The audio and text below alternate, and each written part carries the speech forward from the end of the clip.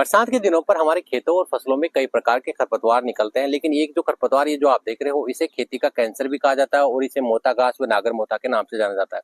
ये इतना भयंकर और जिद्दी खरपतवार होता है, जिस खेत या फिर फसल पर ये खरपतवार एक बार आ गया तो उसका जो उत्पादन है 50% तक प्रभावित करता है।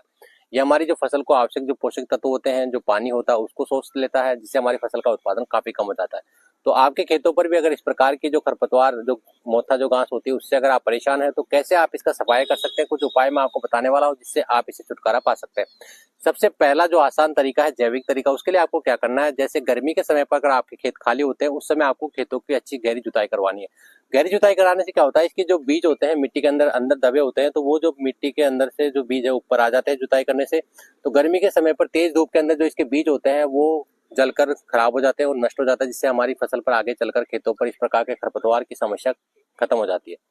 दूसरा जो उपाय, अगर आप जैसे अभी के बरसात के दिनों पर ये खरपतवार दिखना शुरू हो जाता है, तो आपके खेत पर अगर ये खरपतवार दिखना शुरू हो चुका है, आपने अभी तक कोई फसल नहीं लगाई है, ध्यान रखना है कि अगर आपने कोई फसल नहीं लगाई है तभी आप जो ग्लाइफोसेट 71% एचडी जो हर्बिसाइड जो होता है, ये आपको जो मेरा एक्सल जो 71% वाली जो कंपनी के नाम से आपको बाजार में मिल जाता है, ये एक ऐसा नॉन सेलेक्टिव हर्बिसाइड होता है जो संपूर्ण रूप से जो मोथा घास होती है उसको 7 दिन के अंदर बिल्कुल खत्म कर देता है।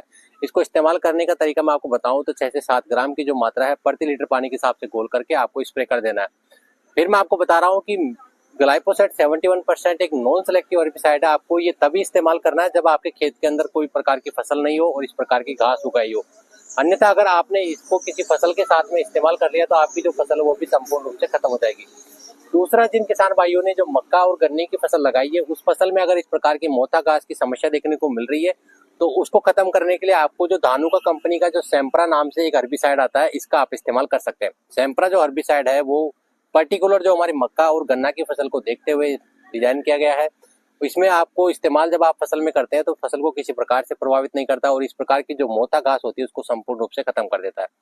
सबसे आसान जो अगला जो तरीका मैं आपको बता रहा हूँ कि जो मोथा घास हमारी फसल पर आती है तो इसको निराई गुड़ाई करके आप निकलवाए। निराई गुड़ाई भी आप करवा रहे हो तो आपको ध्यान रखना है जब आप इसको उखाड़ते हो तो इस प्रकार से अगर ये टूट जाता है तो ये वापस वहां से इसमें फुटा हो जाता है। जब भी आप इसकी निराई गुड़ाई करवाए तो इस प्रकार जड़ सहित निकाले। जड़ में इसके अंदर एक गांठ होती है तो आपको पूरा इस तरह से संपूर्ण रूप से निकालना है खेत के अंदर से।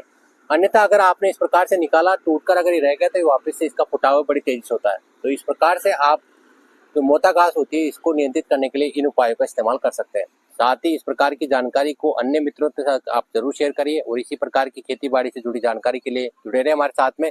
फिर मिलते हैं एक नई जानकारी लेकर, जब तक के लिए हमारे सभी किसान मित्रों को नमस्कार।